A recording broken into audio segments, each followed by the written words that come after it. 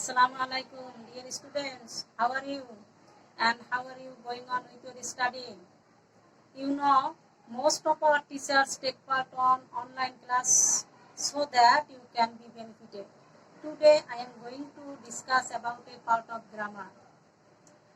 শিক্ষার্থীরা, when you are talking to your friend in English, if you do not follow grammar, it would be no matter.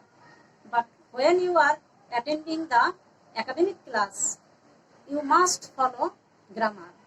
When you are writing something on any topic, it may be a story, completing a story, a passage, or short composition, letter, or other thing, you must have the idea about sentence, tense, and parts of speech.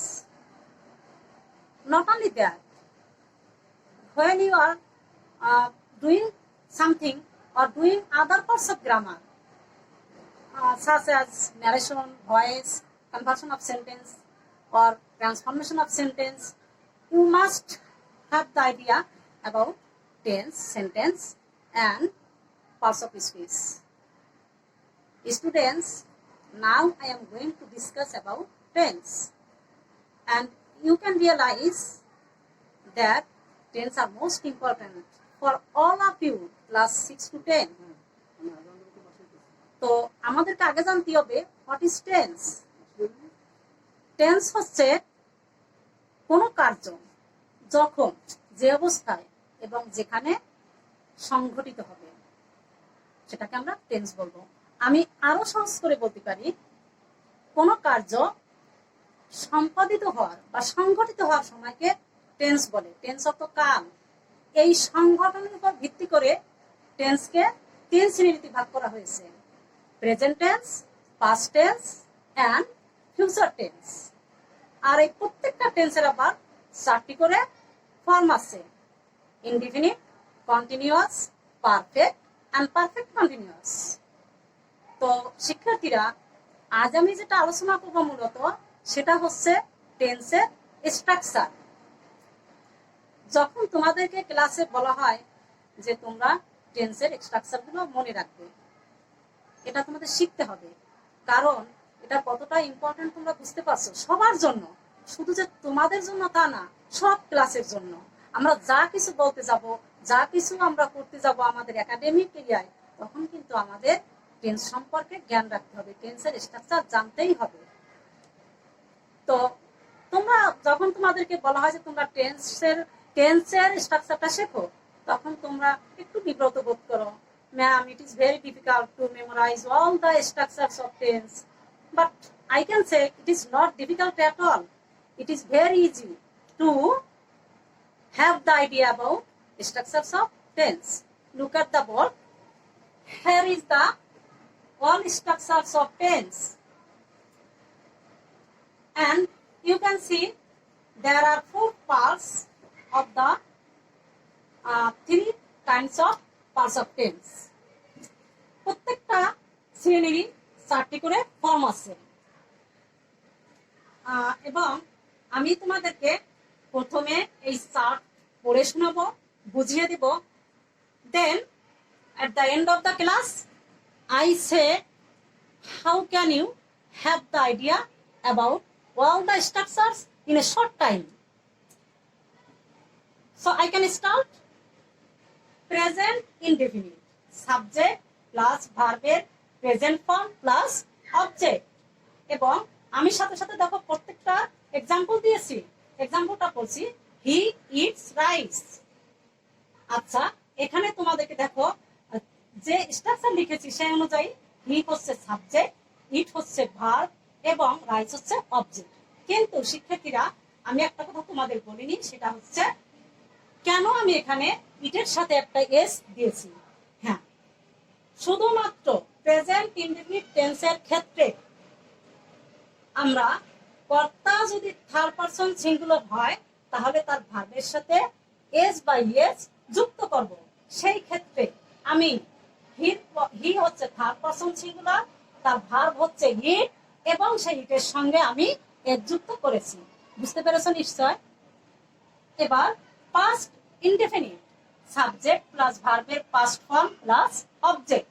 এখানে he subject আর ইটের past টেন্সে হচ্ছে এট, সেটা বসিয়েছি এবং rice হচ্ছে object, হি rice. এবার হচ্ছে future indefinite subject plus shall বা উইল প্লাস ভার্বের প্রেজেন্ট ফর্ম প্লাস অবজেক্ট। উদাহরণ হচ্ছে হি উইল ইট রাইস।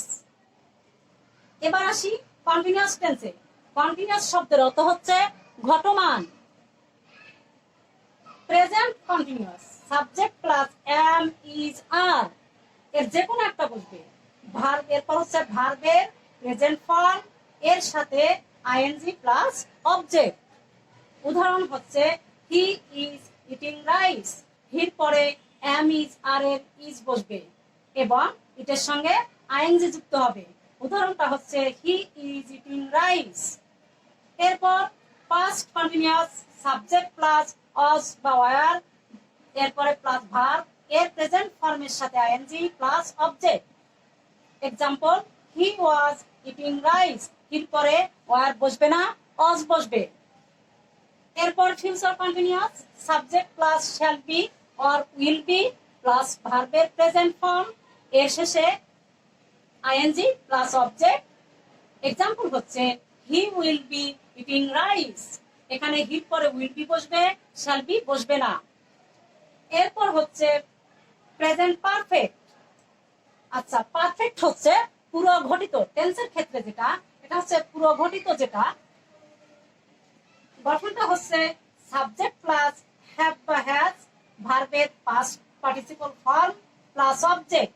উদাহরণ হচ্ছে হি হ্যাজ ইটেন রাইস, ইটের পাস্ট পার্টিসিপল ইটেন এবং হির পরে হ্যাভ বসবে না, হ্যাজ বসবে।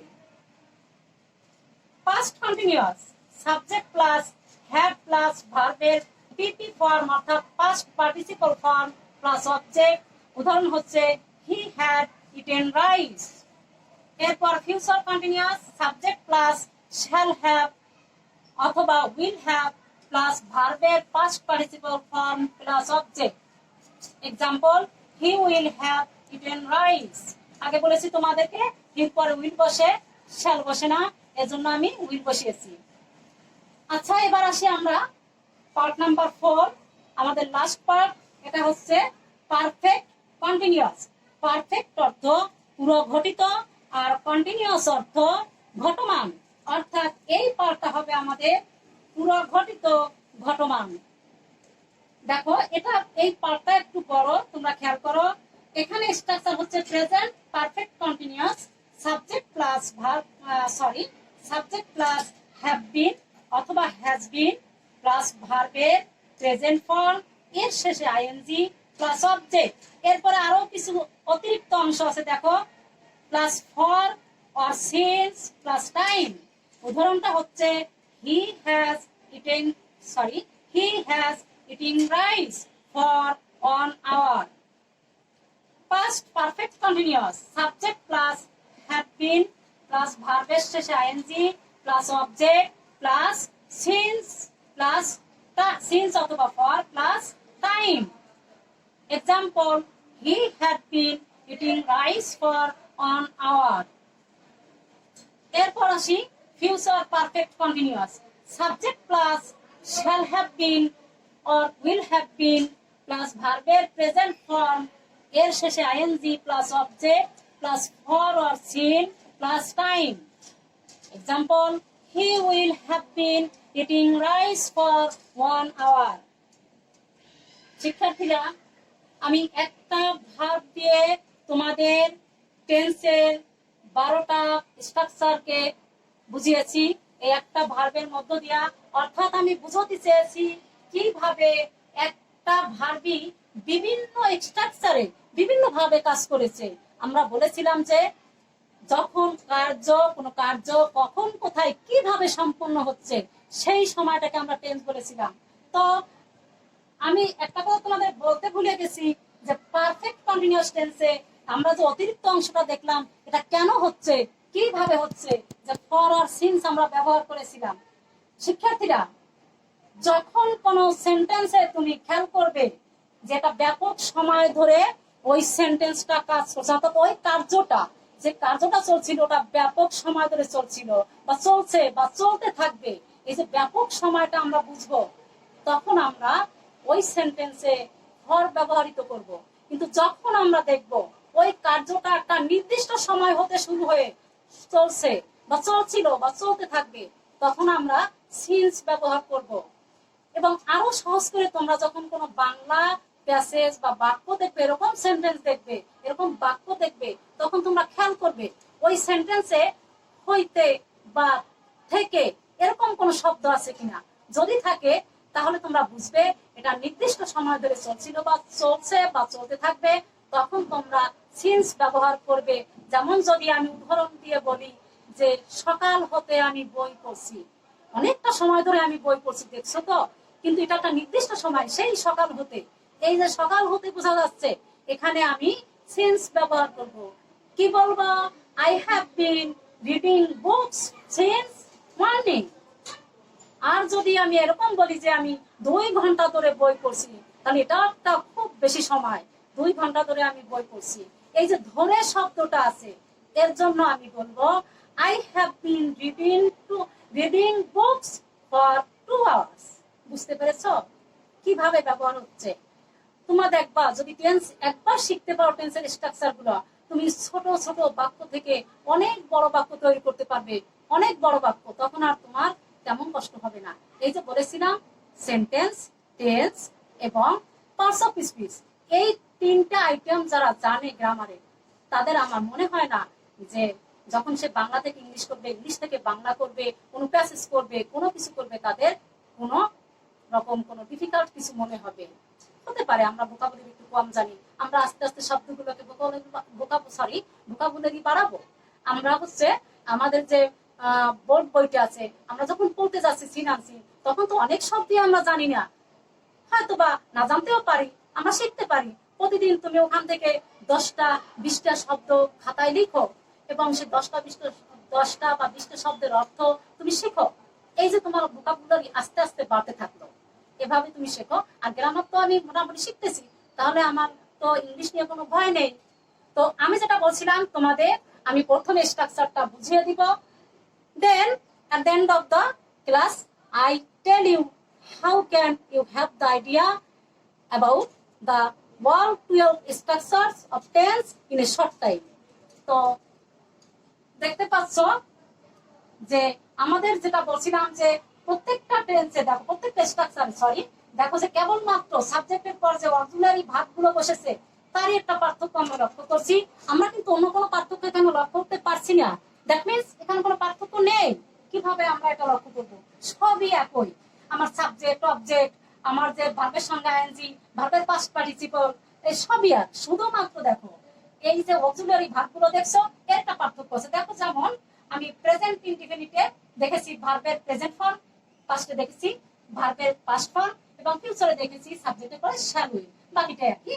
ঠিক একই ভাবে দেখো এখানে কন্টিনিউয়াসের সাবজেক্টের পরে am is are, পাস্টে কন্টিনিউয়াসের সাবজেক্টের পরে was were, ফিউচারে কন্টিনিউয়াসের পরে shall be will be, এবং পারফেক্টে গিয়ে দেখছি সাবজেক্টের পরে প্রেজেন্ট যেটা পারফেক্ট সেটা হচ্ছে হ্যাভ হ্যাজ, হ্যাড বা হ্যাজ, এবং পাস্ট পারফেক্ট হচ্ছে হ্যাড, আর ফিউচার পারফেক্ট হচ্ছে shall have or will have.